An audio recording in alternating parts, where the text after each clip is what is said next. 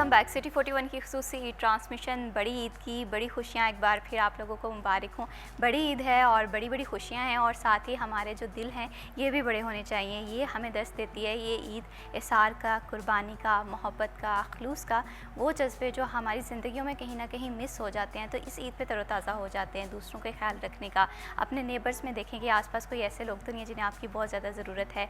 आपके अपने रिश्तों को आपकी बहुत ज़्यादा ज़रूरत है। ये ईद महज गोश्त तकसीम करने का नाम नहीं है, बल्कि अपने अंदर की नफ़रतें, हसरतें, वो चीज़ें जो इंसान के लिए बुरी साबित होती हैं, उन्हें भी कुर्बान करने का नाम है। ईद का असल मकसद ही ये आई होप सो आपकी ईद जो है वो बहुत अच्छी गुजरी होगी और आपके और हमारी ईद को स्पेशल बनाने के लिए हमारे साथ बहुत ही ख़ास मेहमान भी ज्वाइन करते हैं। तो आज के इस ट्रांसमिशन में हमें ज्वाइन किया है डॉक्टर तहीद आबिद चट्टा ने, हिस्टोरियन हैं और तारीख दान भी हैं। अस्सलाम वालेकुम। वालेकुम सलाम। बहुत बहुत ईद मुबारक। आपको भी बहुत बहुत ईद मुबारक। Thank you so much for joining us in this transmission. और इन्हीं के साथ हमें ज्वाइन किया है डॉक्टर खोला चीमा ने। अस्सलाम वालेकुम। ईद मुबारक। ईद मुबारक। खैर मुबारक। कैसी गुजरी है ईद? बहुत अच्छी, आपके साथ आके और अच्छी होगी। जज़ाकल्लाह जज़ाकल्लाह। सबसे पहले मैं डॉक्टर साहब आपसे गुफ्तगू करना चाहूँगी कि ईद वाले दिन की क्या मसरूफियात होती हैं। ज़ाहिर सी बात है सबसे बड़ा टास्क तो कसाई ढूंढना ही होता है। बिल्कुल, यही एक जो रवायती एक होता है कि कुर्बानी वाले दिन की एक मसरूफियत। तो हम थोड़ा सा घर में छोटे हैं तो थोड़ी उसकी लीवरेज ले लेते हैं। तो जो बड़े भाई हैं, क्योंकि हमारा अभी जॉइंट ही सिस्टम, तो बड़े जो भाई हैं वो फिर इसको देख लेते हैं। हम थोड़ा सा मिलने मिलाने वाला काम कर लेते हैं। तो ज़ाहिर है एक मसरूफियत होती है नमाज अदा करना, उसके बाद लोगों से मिलना और कुर्बानी का।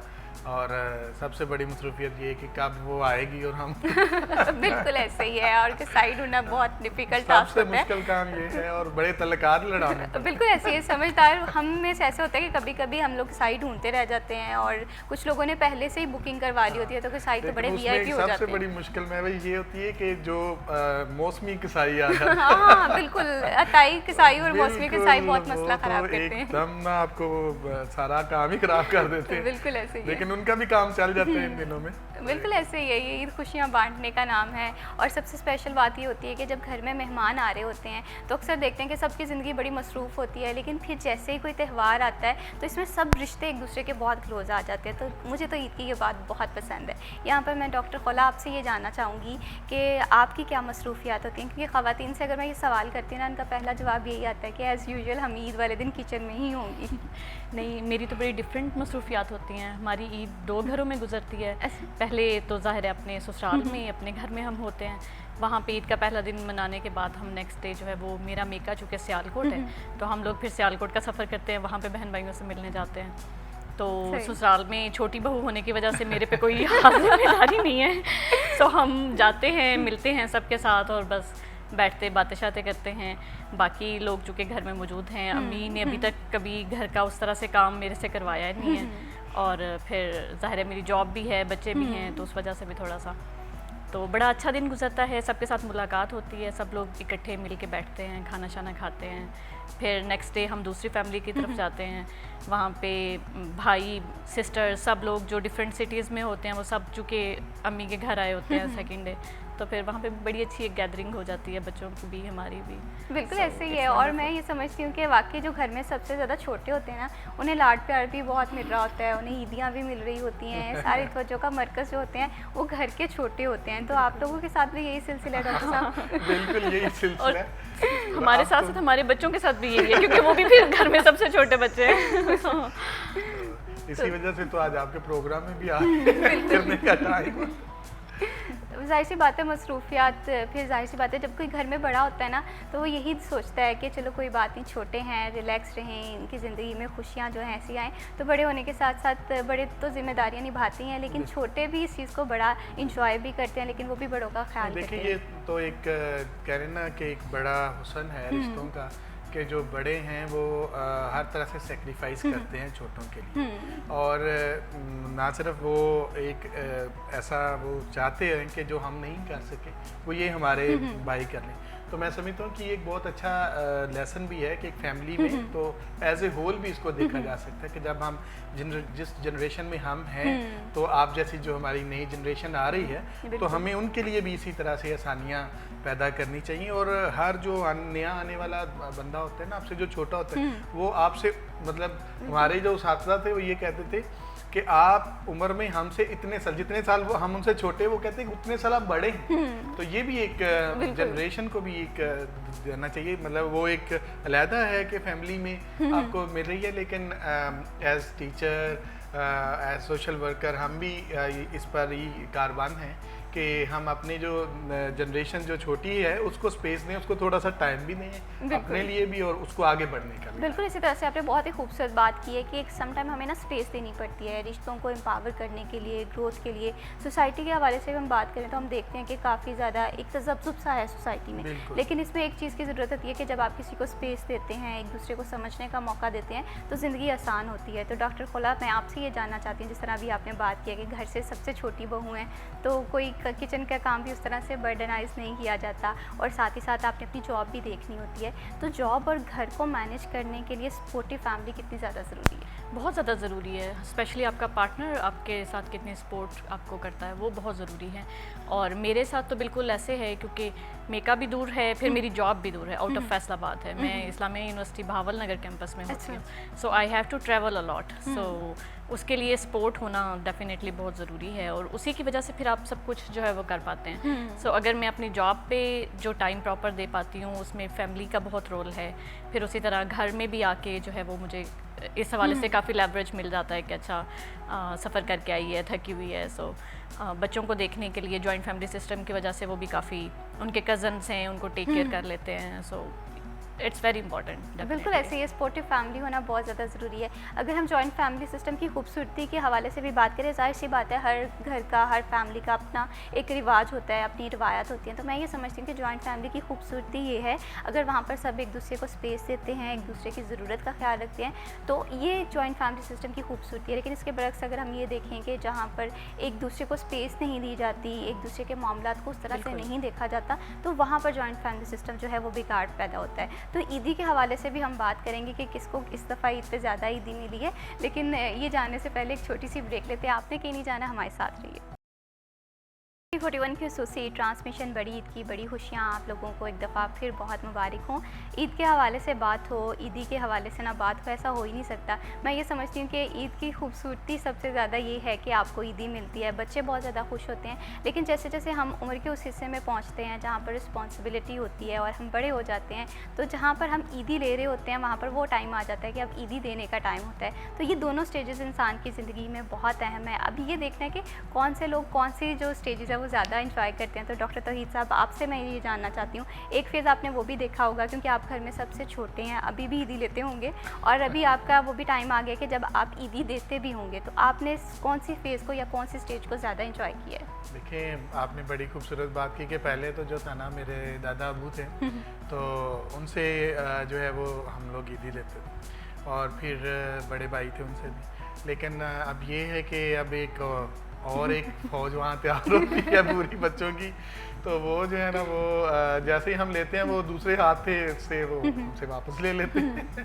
तो ज़ाहिर है हर एक का अपना एक हुस्न है कि जब आप बच्चे थे तो तब की यादें, और वो जब बच्चे ईदी लेने के लिए खड़े होते हैं या हमें ढूंढ रहे होते हैं, तो पूरा अपने बचपन की एक तस्वीर जो है ना वो आंखों में घूम जाती है। और स्पेशली मुझे अपने दादा बहुत याद आते हैं कि उनका इंतज़ार होता था कि कब दादाजी आएंगे, तो वो फिर जो है ना उस वक़्त वो एक 10 रुपये हमें जो है वो ईदी देते थे, और हमारी जो मेरी माँ है उनको जो है ना उन्होंने ना 50 रुपये ईदी थी।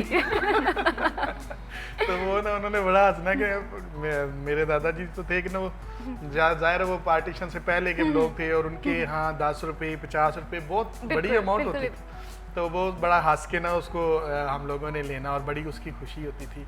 और वो ना 100 से आगे नहीं गिनते थे, उसने आपने बताना ना कि 1000 नहीं बताना, आपने उनको 10-100 बताना। यानी मतलब उनकी वो कहते कि 10-100 तक तो सारी चीज़ें आ जाती हैं ना, तो ये एक वो बहुत एक खूबसूरत एहसास था।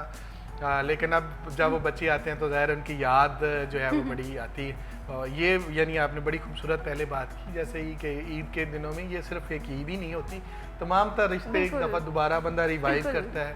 और पूरा साल देखें कि हम सब भाई डिफरेंट जगह पे जॉब बिजनेस में हैं और सारी यानी अपने काम काज में, लेकिन ईद का खुदा ने एक ऐसा मौका बनाया है कि उस दिन हम अपने वालिदैन के पास सब लोग इकट्ठे होते हैं और फिर ये ईद देने दिलाने का मौका जो है उसमें फिर सारी बातें कि तुम भी तो लेते थे ऐसे दो, अब क्यों नहीं दे रहे, तो वो सारी बातें जो है ना वो रिवाइव हो जाती हैं। और मैं समझता हूँ कि ये खूबसूरती है और ज़ाहिर है खुदा का एक दिया वो बहुत बड़ा मुसलमानों के लिए तोहफा है कि जहाँ पर हम लोग इकट्ठे हो जाते हैं और साथ साथ जो है वो सुन्नत इब्राहिमी भी अदा होती है और साथ एक रीयूनियन जिसको आप कह सकते हैं कि वो भी हो जाती है। बिल्कुल इसी तरह से रीयूनियन भी हो जाती है, तमाम रिश्ते एक घर में इकट्ठे होते हैं। जो लोग आउट ऑफ सिटी रहते हैं वो भी एक अपने मेन घर में इकट्ठे होते हैं। तो यकीनन ये रिश्तों की खूबसूरती है, ये इस्लामी माशरे की खूबसूरती है। ईदी के हवाले से हम बात कर रहे थे, तो ईदी का जब हम किसी को ईदी देते हैं ये भी एक अच्छा फेज़ होता है, लेकिन कुछ लोग ईदी जो है देने को एंजॉय करते हैं, वो समझते हैं कि अब हम बड़े हो गए हैं। और कुछ ऐसे लोग हैं जो चाहते हैं कि हमें सिर्फ ईदी मिलती रहे। तो ये मिला जुला सा कॉन्सेप्ट है। यहाँ पर डॉक्टर खोला मैं आपसे ये जानना चाहती हूँ, क्योंकि आप भी जॉब करती हैं, जाहिर सी बात है आपको भी ईदी देना भी पड़ती होगी। कभी आपने अपने हस्बैंड को ईदी दी है? नहीं, हस्बैंड को ईदी दी नहीं है, लेकिन मैंने ली भी नहीं है। वैसे बच्चों के साथ ज़्यादा होता है। मेरी अम्मी सास जो हैं वो मुझे ईदी देती हैं हर ईद पे लाज़मी। और दूसरी तरफ अब्बू के पास जाते थे तो अब्बू देते थे, अल्लाह उन्हें जन्नत में जगह दे। तो अब भाई हैं तो भाई देते हैं ईदी। या फिर बच्चे लेते हैं हमसे ईदी, वो पूरा एक ग्रुप बना के और फिर वो नारेबाजी होती है कि अब जो है ना वो ईदी निकलवाई जाए। तो उनको फिर ईदी देते हैं, वो भी अच्छा लगता है। मुझे घर में ना सारे छोटी छोटी समझते थे जब अपने घर में भी। जब अच्छा, अपने घर में भी आप सबसे छोटी? नहीं, मैं सबसे छोटी, मैं मिडल में थी, लेकिन मैं देखने में छोटी लगती थी। सो मुझे सारे मतलब छोटा कंसीडर करते थे। तो अब जब थोड़ा बड़े हुए बच्चे लेते हैं ना ईदी, तो फिर बड़ा अच्छा लगता है कि अच्छा अब हम बड़े हो गए हैं। तो इट्स अ न्यू फीलिंग, सो वो भी बड़ा अच्छा लगता है। बिल्कुल इसी तरह से अभी आपने मुझे बताया कि आप अपने घर में अपने मायके में मिडिल चाइल्ड थी। तो मिडिल चाइल्ड के हवाले से ना बहुत सी बातें होती हैं कि इनके साथ बड़े जो हैं वो भी कहते हैं कि हम बड़े हैं, हमारी रिस्पेक्ट करो। छोटे कहते हैं कि हम छोटे हैं, हमारे साथ प्यार से बात करो। आपके साथ भी ये मामला था? बहुत ज़्यादा। हम तो दो सिस्टर ट्विंस हैं जो मिडल में हैं, दो बड़े हैं हमसे, दो छोटे हैं। सो हम दोनों ट्विंस जो हैं वो मिडल में आती हैं। तो हमारे साथ तो हमेशा यही रहा कि बड़ी दोनों सिस्टर्स जो हैं वो उनका था कि they are gonna do the medical. उनके बारे में अब्बू बड़े कॉन्शियस थे। हमारी बारी आई तो उन्होंने कहा कोई नहीं, जो तुम्हारा दिल करता है कर लो। तो अगर वो इतना प्रेशर नहीं था तो फिर इतनी एक्सपेक्टेशंस भी नहीं थी।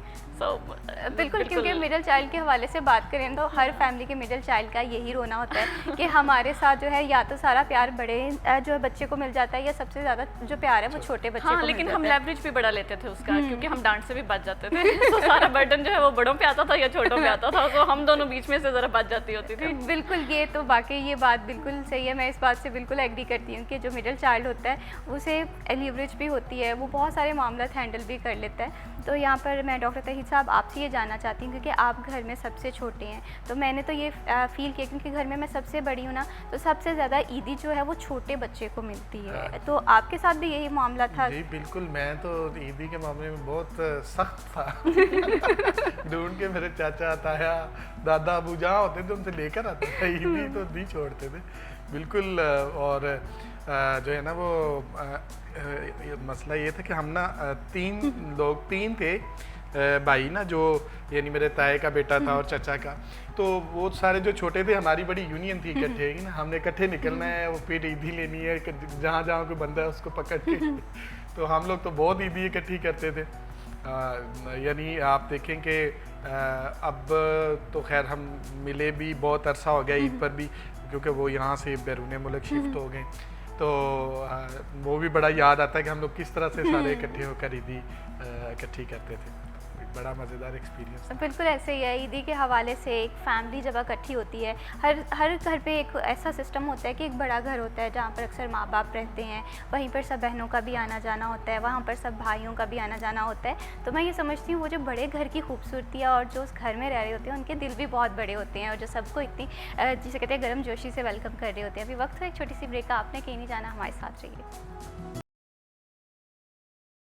की ख़ुसूसी नशरियात, बड़ी ईद की बड़ी खुशियाँ आपको एक दफ़ा फिर मुबारक हो। ईद हो और पकवानों का जो ज़िक्र है वो ना किया जाए। हर घर में इस टाइम मज़े मज़े के पकवान जो हैं वो बन रहे होंगे।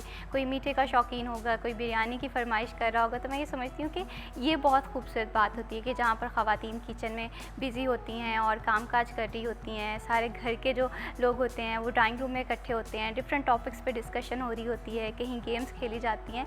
तो ये इतना खूबसूरत टाइम है ना, और कल को जब हम अपनी यादों की किताबों का वर्क पलटते हैं तो ये दिन हमें बहुत याद आते हैं, क्योंकि जो गुजरे हुए दिन हैं और ख़ासकर अच्छे दिन जो हैं वो इंसान की ज़िंदगी का एक कीमती सरमाया होते हैं। तो यहाँ पर डॉक्टर खोला, मैं आपसे ये बात जानना चाहती हूँ, जैसे ईद है, बड़ी ईद, और इसमें ना ईद उल अज़हा में पकवान बहुत बनते हैं, ठीक है, किसी की बिरयानी की फरमाइश होती है, किसी की कढ़ाई की फरमाइश होती है।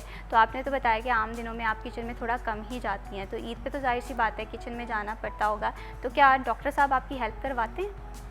बिल्कुल ज़रूर हेल्प करवाते हैं, बल्कि तौहीद को मेरे से ज़्यादा अच्छी कुकिंग आती है। तो मैंने बेसिकली शादी के बाद कुकिंग तौहीद से ही सीखी थी। और लेकिन आप जहाँ पे यादों की बात कर रहे हैं तो मुझे अपने बचपन की ईद याद आ रही है। सो हमारे अबू के घर में बड़ा मतलब एक मेला सा लग जाता होता था, सब जब इकट्ठे हो जाते थे तो सबसे पहले तो कलेजी बनती होती थी, क्योंकि वो एक ऐसी चीज़ है कि कुर्बानी के फ़ौरन बाद घर में तैयार होकर आ जाती थी, तो नाश्ते के साथ सबसे पहले वो बना के तो वो खाई जाती थी। और फिर हमारे बचपन की ईद में तो झूले होते थे, हाथ से चलने वाले झूले, जिनमें बैठ के हम झूले लेते थे। हमारे घर के बिल्कुल सामने ग्राउंड था, तो वहाँ पे जाके तो सारा दिन झूले और मस्ती और वो सब होता था।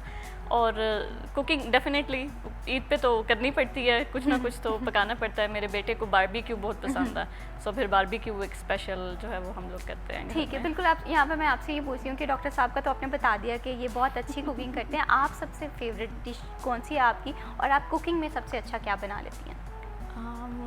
सब कुछ ही अच्छा बना लेती हूँ, वैसे मुझे ज़्यादा देसी पसंद है। सो मैं ज़्यादातर जो हमारे रवायती खाने हैं जैसे कौरमा, कढ़ाई या इस तरह की चीज़ें हैं वो ज़्यादा अच्छी बना लेती हूँ। वैसे तो मैं सब्ज़ी भी बहुत अच्छी बना लेती हूँ, लेकिन ज़ाहिर है ईद है तो फिर उसमें तो गोश्त की डिशेज ही बनती हैं। बिल्कुल ऐसे ही है। अच्छा, यहाँ पर अगर खाने पकाने के हवाले से बात करें तो जो आपके हस्बैंड हैं डॉक्टर तौहीद, इनकी फेवरेट डिश कौन सी है जो ये स्पेशली आपसे फरमाइश करते हैं कि ईद पे ये डिश लाजमी बननी चाहिए? बताएं। तो ईद ने कभी इतनी कोई खास फरमाइश नहीं करते। आपने कभी फरमाइश की हो? जाहिर सी बात है, डॉक्टर तौहीद की कुकिंग आप बता रही हैं कि बहुत अच्छी है। बहुत अच्छी कुकिंग करते हैं। वैसे मैं तो ज़्यादा कॉफ़ी या चाय तौहीद से बनवा के ज़्यादा पीती होती हूँ, क्योंकि मुझे वो इनकी हाथ की कॉफ़ी बहुत पसंद है। बिल्कुल ऐसे ही। और मैं समझती हूँ कि जो चाय है ना, ये एक साथ बैठकर लाजमी पीनी चाहिए। एक तो ये होता है कि इंसान अपने दिन की सारे मामला डिस्कस कर लेता है, कोई परेशानी हो वो डिस्कस कर लेता है, कहीं पर कोई प्लानिंग करनी हो। तो मैं ये समझती हूँ कि जो शाम की चाय है ना, वो एटलीस्ट हस्बैंड वाइफ को एक साथ लाजमी पीनी चाहिए। तो यहाँ पर डॉक्टर तौहीद, मैं आपसे ये जानना चाहती हूँ कि जाहिर सी बात है, अभी हमने कसाई के हवाले से बात की थी कि कसाई तो ढूंढना बहुत मुश्किल हो जाता है ईद पे, लेकिन अगर मिल जाता है तो कभी ऐसा हुआ है कि कुर्बानी करते वक्त आपका बकरा भाग गया हो या गाय भाग गई हो? अच्छा, ये जो है ना, बकरा तो शायद नहीं भागा था, एक दफ़ा कसाई भाग गया। तो वो बड़ा ही सिनेरियो ऐसा बना कि सब रेडी हो गया, हम लोग सारा इंतज़ार कर रहे हैं, तो वो आया तो उसने ज़िबा किया, और ज़िबा करने के बाद कहता कि 1 मिनट में बस वो फलां रह गया मेरा, मैं अभी आया। उसके बाद इंतज़ार मतलब वो बड़ी अजीबोगरीब सिचुएशन थी कि ना बकरा भागा ना बछड़ा भागा, कसाई भाग गया। तो बिल्कुल ऐसे ही है। और मैं ये समझती हूँ कि ईद उल फितर पे जो दर्जी हैं उनके नखरे बहुत ज़्यादा होते हैं, और ईद उल अज़हा पे जो कसाई हैं ये ढूंढने मुश्किल हो जाते हैं। आपने बुकिंग भी की होती है, फिर भी आप देख रहे होते हैं कि आप फ़ोन करते हैं कहाँ पर हैं, मैं बस 5 मिनट में आया, और ये 5 मिनट जो है ये शाम तक रहते हैं। वो फिर उसके बाद हमें जनाब अपना ज़रा चेंज करके फिर खुद ही जैसे तैसे वो किया करना तो था, लेकिन बड़ा ही वो सिचुएशन याद है मुझे कि जब ऐसा हुआ। और जाहिर सी बात है, और ये ना चीज़ें याद रहती हैं। और जैसे अब देखिए, आप अभी आपने ये बात का जिक्र किया, अब आप इसे देख रहे हैं, हंस भी रहे हैं, एंजॉय भी कर रहे हैं, लेकिन तब के टाइम बहुत टेंशन होती है कि क्या करना है क्या नहीं। और हर ईद पे ये भी अहद करते हैं, कि अगली दफ़ा हमने खुद ही सीख लेना करना ताकि इंतजार ना करना पड़े। उस वक्त मैं ईद भी सर्दियों की थी और बहुत सर्दी शदीद थी और धुंध वाला सीन था, उसमें हमने बड़ी मुश्किल से और फिर उसके बाद हर दफ़ा वाला अहद कि यार अगली दफ़ा तुसी आपे ही कर लो यार, ये की बस। बिल्कुल ऐसे ही है। वो जैसे स्टूडेंट्स हर पेपर की रात को, पेपर की चांद रात मैं कहती हूँ कि पेपर की चांद रात वाले दिन वादा कर रहे होते हैं कि अगले सेमेस्टर से पढ़ने का जो इरादा है वो करेंगे, लेकिन वो पढ़ना अगले साल करेंगे, वो अगला साल कभी भी नहीं आता है। तो यहाँ पर डॉक्टर खोला मैं आपसे ये जानना चाहती हूँ, ख़ासकर अगर हम बात करें ना छोटे या अपने मायके की, तो हम गोश्त वगैरह को उस तरह से नहीं देखते, कहते हैं कि अम्मी जो हैं वो संभाल लेंगी, देख लेंगी, लेकिन शादी के बाद जाहिर सी बात है थोड़ी सी रिस्पॉन्सिबिलिटी शो करनी पड़ती है। तो आप इन सारे मैटर्स को किस तरह से देखती हैं? अम्मी की हेल्प करवा देते हैं, जो मेरी सास हैं उनके साथ हम मिलके जो थोड़ा करना होता है, लेकिन ज़्यादा चूँकि उन्हें पता होता है कि गांव में किन घरों में भेजना है, कौन से ज़रूरतमंद हैं वहाँ भेजना है, किन किन रिश्तेदारों के घर भेजना है। सो लीड उनके हाथ में ही अभी तक जो है वो है, सो वही करती हैं। और कुछ मेरी जो जेठानी हैं वो उनके साथ ज़्यादा हेल्प कराती हैं, क्योंकि वो ज़्यादा टाइम स्पेंड करते हैं, तो उनको फिर गाँव के ज़्यादा घरों का आइडिया होता है कि कहाँ कहाँ जो है वो जाना है। लेकिन डेफिनेटली स्पोर्ट, हमारी मॉरल स्पोर्ट जो है वो पूरी उनके साथ होती है। बिल्कुल ऐसी है, मॉरल सपोर्ट भी मैं समझती हूँ ये भी काफ़ी है। नहीं तो कुछ लोग ऐसे होते हैं जिसको वो कहते हैं ना सुपरवाइजरी और एडवाइजरी रोल, ये बड़ा अच्छा दाव हो रहा होता है ना। लगी होती है तो कहती है होला तू इतने कुर्सी ते मेरे कोल बैठ जा, बस ठीक है ਅਸੀਂ करने हैं, तू साडे कोल बैठ जा। तो ये मॉरल सपोर्ट वाकई ज़रूरी होती है, और ख़ासकर जब आप घर में छोटे हों या छोटी बहू हों तो इस तरह की सपोर्ट भी मिल जाए तो कहते हैं कि ठीक है चले ये सारे मामला चलते हैं। तो इसी तरह से डॉक्टर साहब मैं आपसे ये जानना चाहती हूँ कि जैसे अभी डॉक्टर खोला ने बताया कि उनकी जो बचपन की ईदें हैं वो उनकी फेवरेट रही हैं, आपकी कोई ऐसी ईद जो आज भी आपको याद हो? हम कहते हैं ना अक्सर एक दूसरे हम बातें करते हैं कि काश वो ईद वापस आ जाती, काश ऐसे है, उस ईद पे हमने बहुत इंजॉय किया था। आपकी लाइफ में कोई ऐसा यादगार वाक़या? हाँ जी, नहीं ईदें तो खैर मेरी लाइफ की सारी बड़ी खूबसूरत हैं बचपन की, लेकिन एक दो ईदें मुझे याद है जब हमारी फैमिली के सब लोग जो है ना वो वहाँ पर मौजूद थे। उनमें से बहुत सारी हमारी फैमिली के लोग अब हम में नहीं हैं या जिनको मैं जानता हूँ। एक तो हमसे पहली थी ना जो एक पूरी जो जनरेशन थी उनको तो हमने देखा नहीं, लेकिन जिन लोगों को हमने देखा उस ईद पर मुझे याद है कि हम सब लोग उस दिन इकट्ठे थे, क्योंकि उस दिन वो सब लोग हमारी तरफ आए थे। हमारा घर उस वक्त बना था नया, तो सब लोगों ने कहा कि हमने वहाँ ईद करनी। तो उस ईद की एक बड़ी ये खूबसूरती थी कि उस दिन हमें ईदी भी बहुत इकट्ठी उसकी याद है कि ये भी बड़ी मज़ेदार तो ईद की ये थी कि उस ईद पे आपको ईदी बहुत ज़्यादा मिली थी। और ये बहुत खूबसूरत बात है कि जब आपके अपने आते हैं, और मैं समझती हूँ कि रिश्तों में छोटी मोटी रंजिशें चलती रहती हैं, लेकिन ये ऐसा मौका होता है जिसमें अपनी रंजिशें भूल के एक दूसरे को गले लगाना होता है। अभी वक्त हुआ एक छोटी सी ब्रेक, आपने कहीं जाना, हमारे साथ रहिए। सिटी 41 की खसूसी ट्रांसमिशन बड़ी ईद की बड़ी खुशियाँ आप लोगों को एक बार फिर मुबारक हो। जहाँ जहाँ हमारी ये ट्रांसमिशन देखी जा रही है, जहाँ जहाँ लोग हमारे साथ ये ईद की ट्रांसमिशन देख रहे हैं, यकीनन बड़ी ईद है और बड़ी ईद की जो खुशियाँ हैं ये भी बड़ी हैं। और इसके साथ साथ जो हमारे गेस्ट हैं उनके साथ गुफ्तगू का भी सिलसिला जारी है। किसी को ईदी लेना पसंद है तो किसी को ईदी देना। और इसी के साथ साथ पकवान के हवाले से बात करें तो यकीनन किचन में अच्छे अच्छे से पकवान भी बनने जो हैं वो शुरू हो गए होंगे। तो ये एक बहुत ही खूबसूरत सा टाइम होता है, लेकिन इस खूबसूरत टाइम को हम मज़ीद खूबसूरत इस तरह से बना सकते हैं कि हम अपने आसपास के लोगों को भी देखें, क्योंकि इस ईद का असल मकसद यही है कि वो लोग जो कि अपने आम रूटीन में जो है अपने मामलात को या ज़िंदगी की खुशियों को उस तरह से इंजॉय नहीं कर पाते, तो हम इस ईद पे ये हद करते हैं कि उनकी भी मदद करनी है। तो यहाँ पर डॉक्टर खोला मैं आपसे ये जानना चाहती हूँ कि माशाल्लाह आपका फैमिली जो सिस्टम है बहुत अच्छा है कि तमाम लोग एक साथ इकट्ठे मिल के बैठते हैं। तो आप ये समझें कि कहीं ना कहीं ये मैं समझती हूँ कि एक अच्छी लीडरशिप जहाँ पर एक सास अच्छी है वहाँ का इन्वायरमेंट ये बहुत अच्छा होता है। तो आपके कभी मियाँ के साथ इख्तलाफ हो तो आपकी सास ने किसे सपोर्ट किया है? वैसे हम लोगों का इख्तलाफ कोई ख़ास इतना होता नहीं है, हम काफ़ी एक जैसा सोचते हैं, लेकिन मतलब मुझे वो टिपिकल ससुराल का भी फेस नहीं करना पड़ा। इवन मेरे ससुर जो हैं अब्बू, उनके साथ मेरी बड़ी अंडरस्टैंडिंग है और सारे घर में कहते हैं कि ये अब्बू और होला एक जैसे हैं। हमारे ससुराल के घर में ना फ़िश नहीं खाता कोई भी सिवाय मेरे और मेरे अब्बू, मतलब ससुर जो हैं अब्बू उनके। तो हम दोनों की चॉइसेस भी बड़ी मिलती जुलती हैं। सो सपोर्ट हमेशा रही है उनकी तरफ से, चाहे वो दुआओं की सूरत में हो चाहे टाइम की सूरत में हो। सो एक बड़ा अच्छा इन्वायरमेंट है। सो डेफिनेटली इसमें बड़ों का बहुत किरदार है कि उन्होंने किस तरह सबको जोड़ के रखा। आपकी जैसे बात के इख्तलाफात रंजिशें हर जगह पे होती हैं, लेकिन उनका इसमें बहुत बड़ा किरदार है कि उन्होंने सारे बहन भाइयों को इकट्ठा करके और फिर आगे से बच्चों को भी, मतलब ट्रेनिंग इस तरह की है कि सारे बच्चे एक दूसरे को कज़न्स नहीं, एक दूसरे को बहन भाइयों की तरह समझे। और अगर किसी एक ने किसी दूसरे के बच्चे को भी कुछ कहा है, यानी अगर मैं किसी अपने जेठ की बेटी या बेटे को किसी बात से मना करूँ या उन्हें कहूँ कि नहीं तुमने ये सब्जेक्ट चूज़ करना है, तो वो हमेशा ये कहेंगे कि नहीं आप अपनी आंटी से पूछ के चूज़ करें क्योंकि उनको ज़्यादा पता है। सो एक इस वजह से भी फिर वो बड़ा अच्छा इन्वायरमेंट जो है ना वो क्रिएट होता है। बिल्कुल इसी तरह से अच्छा इन्वायरमेंट बहुत होना बहुत ज़्यादा ज़रूरी है। तो यहाँ पर एक मैं बात बताऊँ कि ख़वातीन के हवाले से ये होता है कि ख़वातीन की कभी गलती नहीं होती। तो क्या कभी आपकी और आपके हस्बैंड की कभी लड़ाई हो तो सबसे पहले मनाता कौन है? तो ईद ही मनाते हैं। जिसकी गलती है वही मनाता है। तो गलती तो होती नहीं। डेफिनेटली बिल्कुल गलती तो कभी फीमेल की गलती नहीं होती है, और जाहिर सी बात है जिसकी गलती नहीं होगी तो वो क्यों मनाएगा। क्यों मनाएगा? बिल्कुल ये बात बिल्कुल आपने ठीक की है।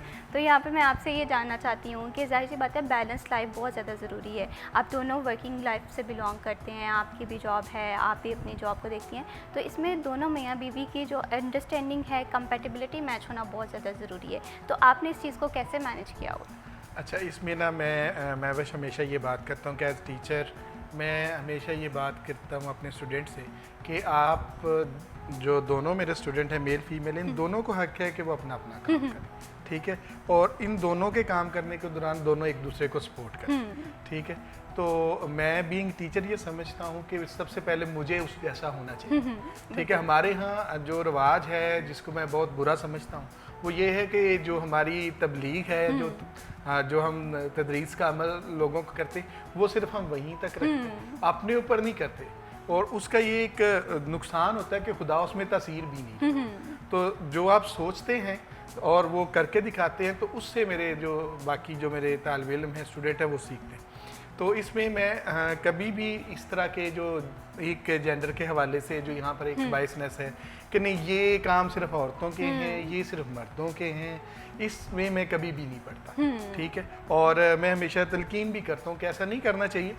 तो देखें सोसाइटी का जो बैलेंस है ना 54% खवातीन हैं, बाकी मेल हैं, और ये सारे यंग हैं, ठीक है। यंग अब देखें एक बड़ी यूथ का चंक हमारे पास है। तो अगर ये लोग आपस में ये तय ही नहीं कर पा रहे कि भाई किसने कौन सा काम करना है या कौन सा, ये दोनों ने ही काम करना, तो उसमें जो सबसे ज़्यादा जिम्मेदारी है वो मैं समझता हूँ कि मेल साइड पर, कि उनको चाहिए कि एक तो वो सपोर्ट करें और फिर वो उसको थोड़ा सा जो है जिसको कहते हैं ना कि उसको थोड़ा सा प्रमोट भी करें कि भाई आपको भी करना चाहिए, आप अपने नाम के साथ जो है वो जिंदा रह सकते हैं। ज़रूरी नहीं कि कोई आपको जो है ना वो आपके किसी और के नाम से बुलाए, आप अपने नाम से ज़िंदा रह सकते हैं, आप काम कर सकते हैं, और इसके साथ भी एक लाइफ है जो मेरा ख्याल है बहुत खूबसूरत है। और मैं इसमें जो है ना वो बड़ी अपने जिसको आप कहते हैं एक इनर जो हैप्पीनेस है मेरे में कि मैं जो बातें अपनी क्लास में बच्चों से करता हूँ कि भाई आप लोगों को आप सब इंसान हैं, इंसान समझें, तो उसमें कहीं ना कहीं जो प्रैक्टिकल करने की बात है ना, तो वो मैं उसमें कुछ ना कुछ जो कर रहा हूँ मैं समझता हूँ कि भी बहुत कुछ और करना चाहिए, लेकिन जितना मैं कर रहा हूँ उसमें मुझे बड़ी अच्छा लगता है कि हम दोनों मिलकर करते हैं। और हमारे जो स्टूडेंट हैं, जो बच्चे हैं, वो जब हमें इकट्ठा देखते हैं काम करते हुए तो वो थोड़ा सा इससे अच्छा तासुर लेते हैं। और जो मेरे बच्चे जो पढ़ रहे हैं तो मेरी उनसे भी ये होती है कि कुछ ना कुछ तो रोल मॉडल हो ही, टीचर के बच्चे उसे देख लें। तो इसलिए जो है ना वो मैनेज करने की जो बात है वो ये है कि ज़ाहिर है पेरेंटिंग आपको करनी पड़ती है, और पेरेंटिंग में जो सबसे मज़ेदार बात है कि आप एक इंसान को छोटे से बड़ा होता देखते हैं, उसकी तमाम तरादात, उसकी साइकी, वो किस तरह बड़ा होता है, और उससे आपको सीखने का एक जो है वो, और फिर उसमें आपकी जो एक पेशेंस है वो बहुत ज़्यादा बढ़ती है। फिर आप जब सारे काम करते हैं ना तो आपको ये भी फील होता है कि जो ये सारे काम करते हैं वो कितना जो है वो परेशान होता होगा। सो मेरे लिए it's very pleasant experience, and on the other hand के मैं ये चाहता हूँ कि सोसाइटी में इस तरह का बैलेंस हो। सो ये दोनों तरफ से मेरे लिए हैप्पीनेस है, और मैं ये चाहता हूँ कि जितना काम उसकी माँ करती है अपने बेटे के लिए उतना बाप भी करता है। वो डिफरेंट तरीक़ों से कर रहा है, लेकिन ज़ाहिर है ये करना चाहिए। बिल्कुल इसी तरह से आपने बहुत ही प्यारी बात की है जिसमें सोसाइटी को भी मैं समझती हूँ कि इसमें अपना हिस्सा डालने की बहुत ज़्यादा ज़रूरत है। हम अक्सर औकात बहुत बड़े बड़े अल्फाज कह देते हैं, लेकिन उन अल्फाज की तब तक कदर नहीं होती जब तक हम उन्हें प्रैक्टिकली अपनी ज़िंदगी में शामिल नहीं करते। तो शायद किसी एक ही बात भी अगर दिल तक पहुँच जाती है, उससे वो अपनी ज़िंदगी में इस असूल को अपना लेता है, तो मैं समझती हूँ कि ये भी एक चेंज है, ये वही चेंज है जिसकी हम बात करते हैं। बिल्कुल महविश, ये मैं देखो हमेशा ये बात याद रखें कि जो किताब है, किताब का मतलब पढ़कर पेपर देकर जॉब हासिल करना नहीं है। बिल्कुल उसका ऐसे ही। बहुत एक छोटा सा एलिमेंट ऐसा है एजुकेशन का कि जिसमें आपका ये काम है, ठीक है, आपको करना चाहिए, लेकिन उससे एक बड़ा काम जो है वो ये है कि जब खुदा ने इल्म जो है वो औरतों और मुस्लिमात और मुसलमान पर फ़र्ज कर दिया, तो इसका मतलब कुछ और है बिल्कुल कि ऐसे ही आप है। उससे कैसे आप सीखें। बिल्कुल आप उसे कैसे परसीव कर रहे हैं, उससे कैसे सीख रहे हैं, ये बहुत ज़्यादा ज़रूरी है। बहुत शुक्रिया डॉक्टर तौहीद साहब, आप हमारे प्रोग्राम में आए। बहुत शुक्रिया डॉक्टर खौला कि आपके साथ गुफ्तगू का जो सिलसिला है वो बहुत दिलचस्प रहा। और इस तरह से जो फैमिली है, ये फैमिली कल्चर्स हैं और फैमिली वैल्यूज़ हैं, ये यकीनन हर घर में होनी चाहिए, क्योंकि ईद की खूबसूरती अपनों के साथ है और ईद अपनों के साथ ही अच्छी लगती है। अभी वक्त तो एक छोटी सी ब्रेक, आपने कहीं नहीं जाना, हमारे साथ रहिए।